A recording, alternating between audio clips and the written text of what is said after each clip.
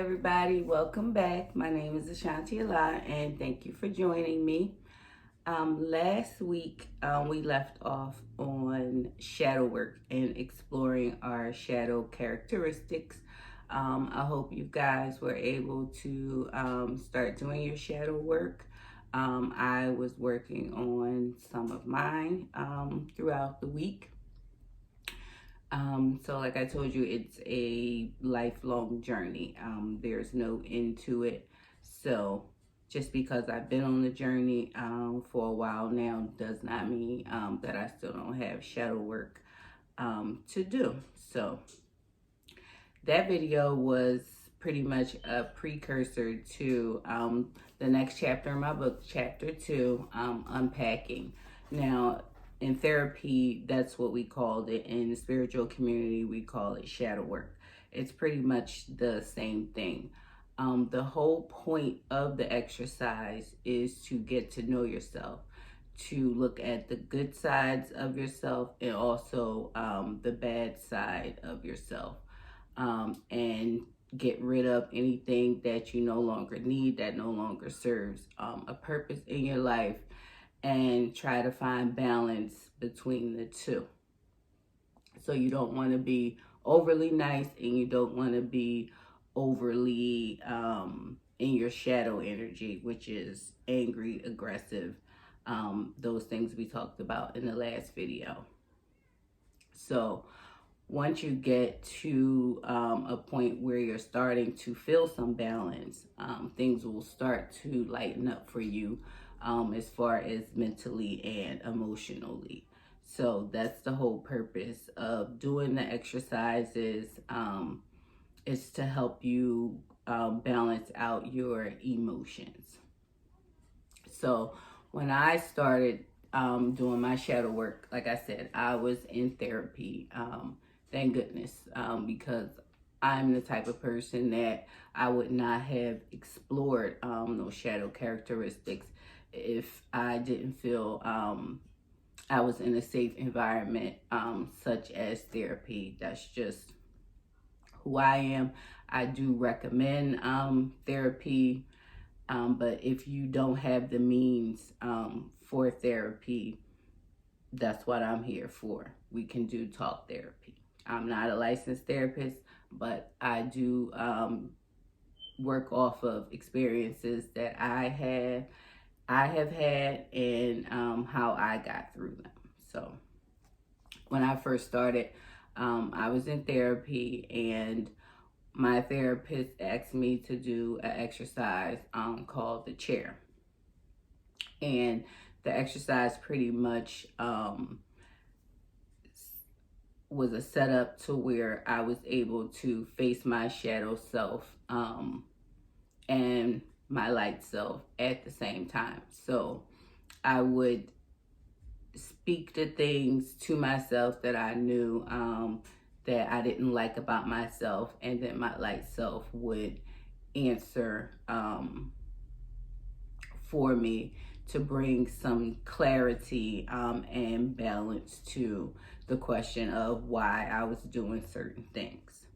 So when I got midpoint through really working through these things, I had stopped going to therapy by this time, but I was, I felt so much better, and I knew that the work was helping me, that I wanted to continue on with it, even though I didn't have the comfort of my therapist. So that's when a lot of my journaling took place. So that's why I suggested that you guys get a journal and start writing down your emotions and your feelings, and try to figure out why it is that you feel that way, what makes you respond in that way. You need to get to know yourself in order to master yourself. There's no way to develop self mastery if you have no idea who you are in the first place. So once I got to a good point where I felt like my authentic self was returning to me, I just kept going, and I'm still doing it to this day, because it helps me to develop myself as a whole person. Um,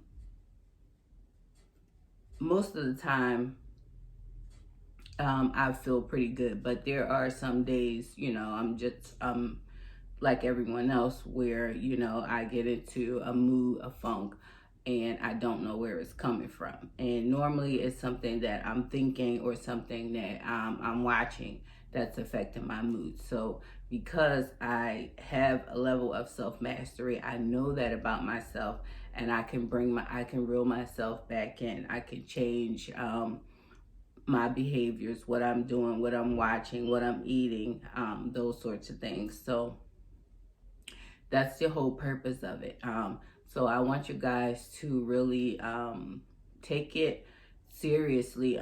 Get your journals and just write down the things that that you want to work on. And this is not to be judgmental or to point fingers. This is about self-mastery. So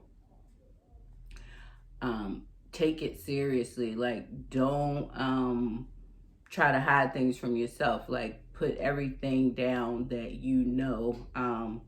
triggers you, and that you want to work on, that you no longer want to be a part of who you are and your personality.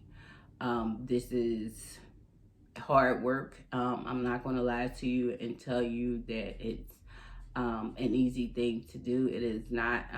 Some things that I found out about my personality, like as far as being codependent or a people pleaser, those things I did not like. So I had to figure out the root of them and correct them in order to get rid of them.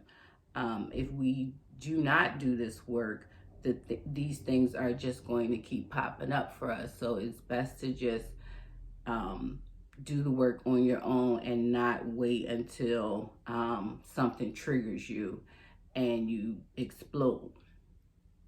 So I hope you guys have the book, and I hope you read the second chapter, Unpacking. There's a lot more details in there. So I just wanted to let you guys know that I know that this work is not easy, but it is worth it. And I hope that you take it seriously and really buckle down and start to get it done.